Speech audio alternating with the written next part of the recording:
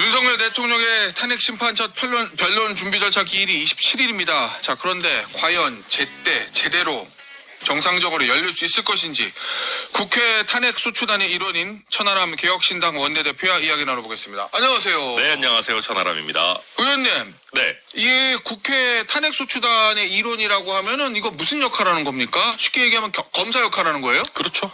예. 그래서 이제 예. 국회가 탄핵을 의결했기 때문에 헌재에서 탄핵을 인용받도록 하기 예. 위한 검사의 역할을 하는 겁니다. 그럼 몇 분이 들어가 계세요? 야당에서. 지금 한 11명 정도 되나? 그럼 민주당 의원님들이 거의 제일 많으시고요. 정청래 법사위원장이 단장이고 그다음에 저와 이제 조국혁신당의 박은정 의원님 이렇게 들어가 있습니다. 알겠습니다. 네. 자, 그러면 이 헌재 관련된 얘기 좀 짚어보죠. 안 받아요, 대통령이 서류를. 네. 지금 보니까 준비 명령서, 답변서 요청. 요거 이제 받아야 진행이 되는 건데. 그렇죠. 분명히 알 건데. 예. 그죠? TV와 뉴스 신문에서 보도를 하고 있으니까 안 받는 이유는 뭐라고 보십니까? 일단 첫 번째로는 제일 중요한 건 지연 전술인 네. 것 같고요. 그러니까 전체적인 법적 절차를 다 지연하려는 것 같아요.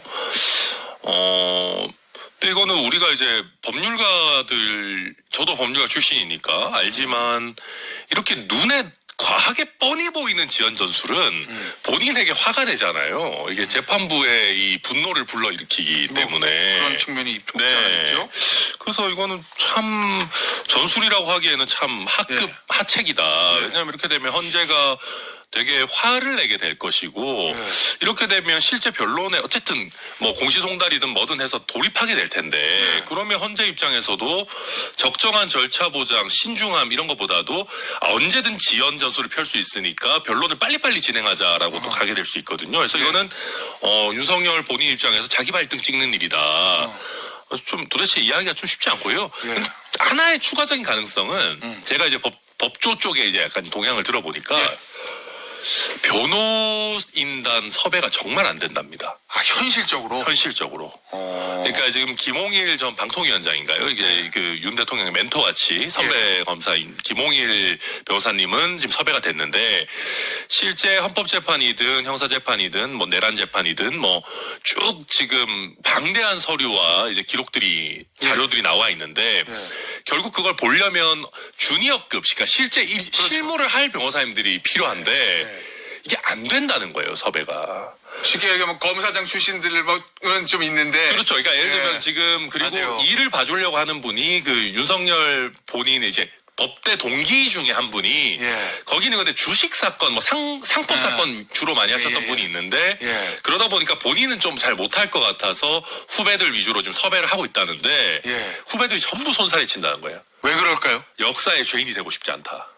정말 그런 이유로 든데요. 그리고 이제 보통 그렇게 이런 사건 맡게 되면 해당 자기가 소속된 법무법인에서 나와야 되잖아요. 좀 그런 측면이 있죠. 그러니까 이거를 법무법인에서 오케이 해주지 않기 때문에 이제 직장 그만두고 하던 사건 다 내버려두고 이걸 해야 되는데 그러기에는 이길 것 같지도 않고 이게 뭔가 역사적인 의미나 명분이 있는 것도 아니고 그러다 보니까 지금 주니어급 변호사들이 구성이 너무 안 된다.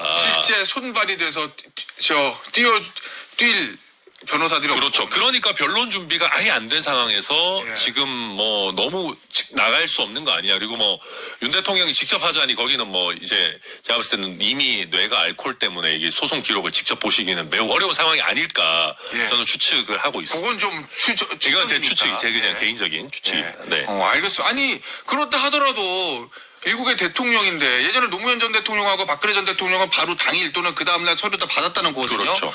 이거 그냥 받고 자 그런데 내가 아직 변호인단 구성이 안 돼서 그러니 27일 날 변론 준비길 좀만 연기 좀 해주세요. 그러면 사실은 원래 법원에다 들어주잖아요. 들어주죠. 그렇게 그냥 원칙대로 가면 되지 막 일부러 안 받고 이렇게 안 좋은 모양새를 연출하는 건 왜 그러는 거예요? 자존심 때문이겠죠.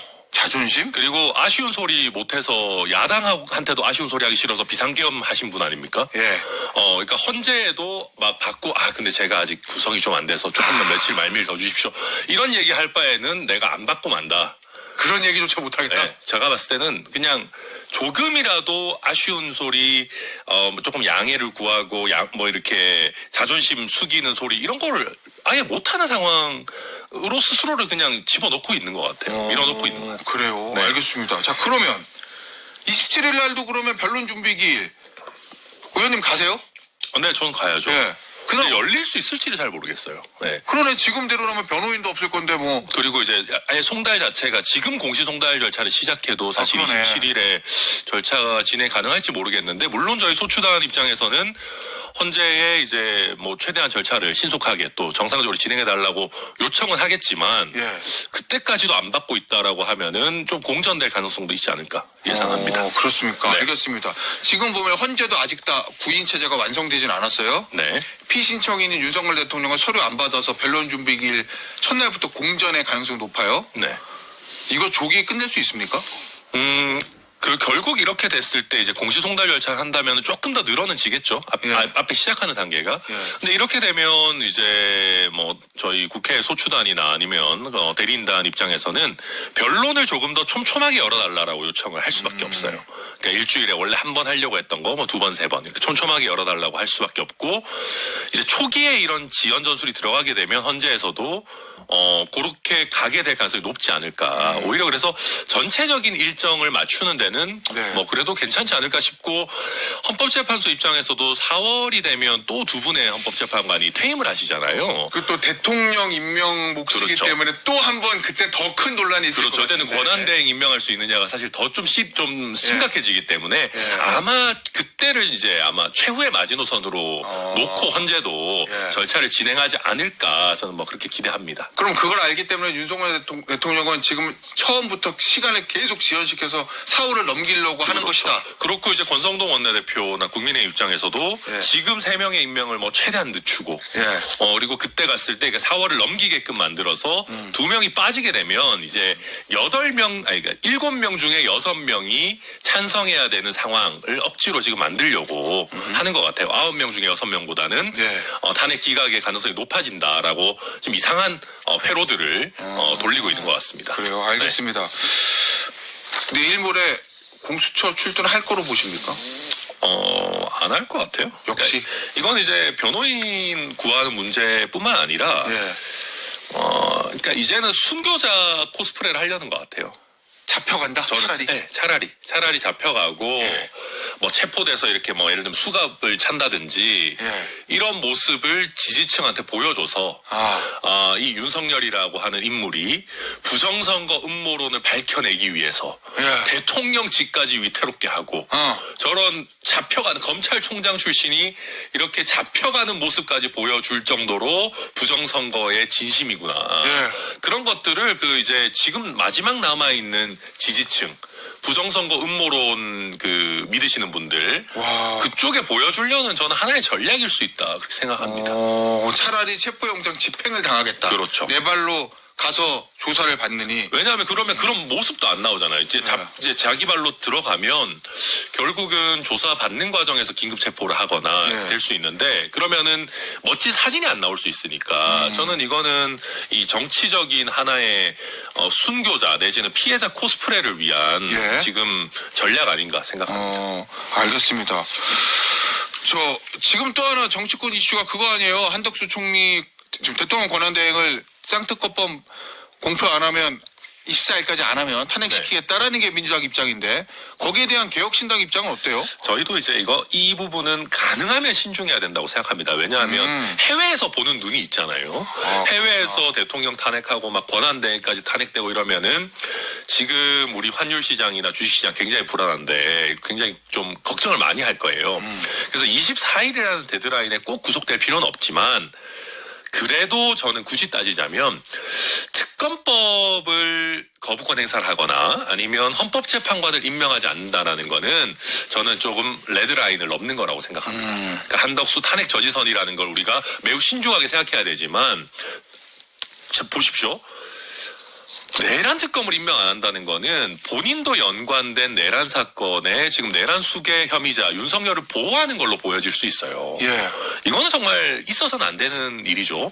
그리고 지금 헌법재판관도 임명 안 한다는 거는 이게 헌정질서 유린이라는 핵심이 다른 헌법기관의 권한을 침해하거나 기능을 이제 저해시키는 건데 헌재의 기능을 어떤 식으로든 저해시키겠다라고 하는 권한 대행을 놔둘 수는 없어요. 그래서 저도 매우 신중해야 되고 우리 뭐 대외 신인도 걱정을 해야 되지만 특검법 특히 내란 특검에 대한 거부 그다음에 헌재 재판관에 대해서 임명하지 않는 거는 이거는 도를 넘은 것이다. 어쩔 수 없는 길로 간다. 이거는 이렇게 된다면 우리 경제를 망친 책임도 한덕수 권한대행에게 있을 정도다 생각합니다. 알겠습니다. 네.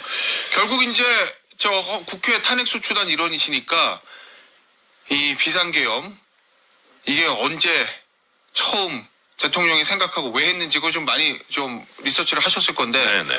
오늘 아침에 한겨레 신문에 단독 보도가 하나 있었어요. 의원님 내용을 보니까 3월 말 그러면은 총선 직전이거든요. 네. 삼청동 안가에서 대통령 그다음에 신원식 당시 국방부 장관 조태용 국가정보원장 김용현 당시 대통령 경호처장 요 저녁 식사를 했는데 이 자리에서 대통령이 당시 정치 상황 등에 격려하면서 네. 조만간 계엄을 해야겠다 이런 뜻을 밝혔다고. 그래서 아마 당시 온갖 악재로 여당의 지지율이 떨어지니까 총선 자체를 무산시키고 국회를 무력화하려 했던 게 아니냐 의심스럽다 요렇게 한겨레 신문이 아침에 보도를 했거든요. 이 보도는 어떻게 보십니까? 저는 충분히 신빙성 있다고 합니다. 왜 그러냐면 이게 많은 음모론, 부정선거 음모론이 저는 여기에 근저에 깔려 있다고 생각하는데 비상겸의 근저에는 그렇죠. 근데 음모론이라는 게 많은 경우에 보면 뭐라고 해야 될까요? 좀 왜곡된 자기 보호 심리 같은 게 작용을 해요. 그러니까 예전에 사실 김어준 씨가 그 더 플랜 이런 거 하면서 부정선거 했을 때도 그때 그 사람들의 논리가 그런 거였어요. 우리가 어떻게 저 무도한 이명박근혜 세력한테 선거를 지지?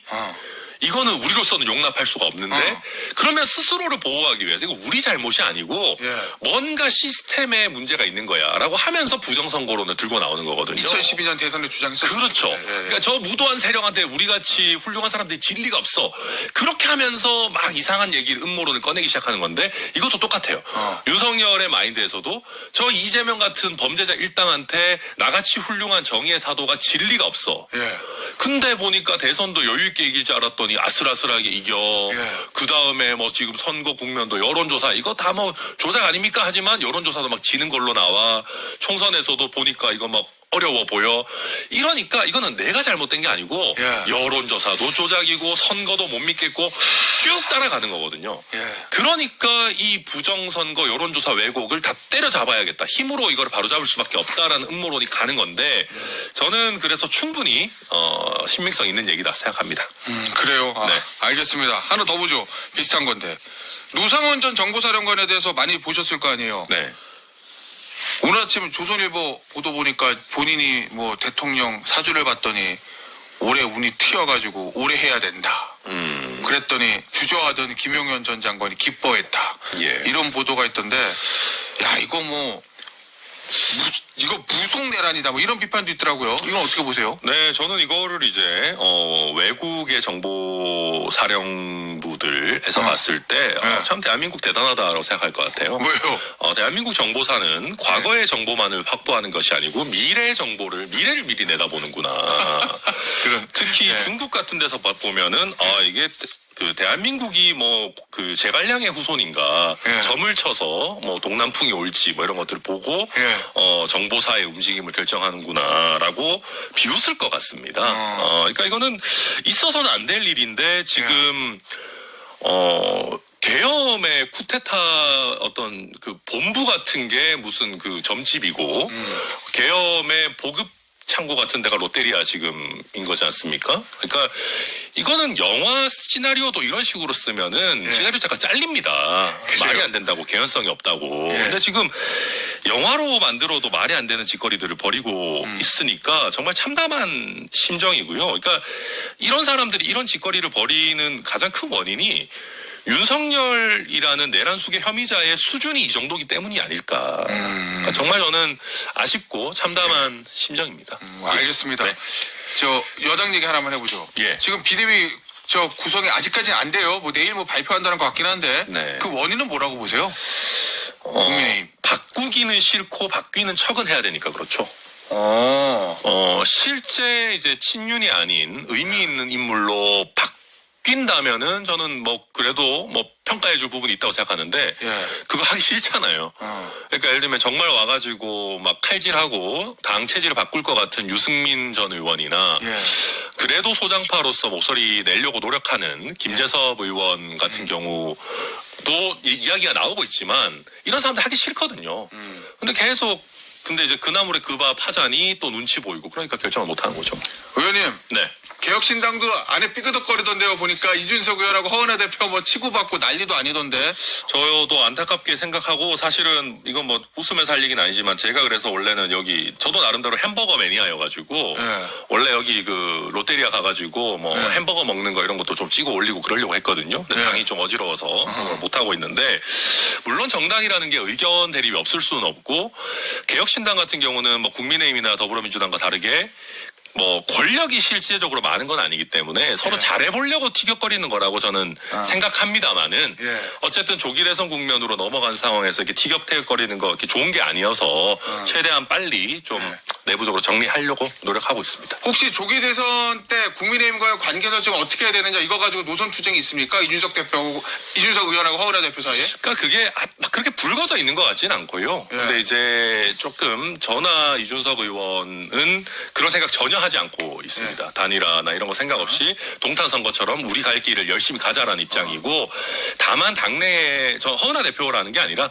일부가 좀 그런 생각 갖고 있는 분들도 있지 않나 걱정하고 있습니다. 알겠습니다. 오늘 인터뷰 여기서 마무리하도록 하겠습니다. 지금까지 개혁신당 천하람 원내대표였습니다. 의원님 감사합니다. 네, 감사합니다.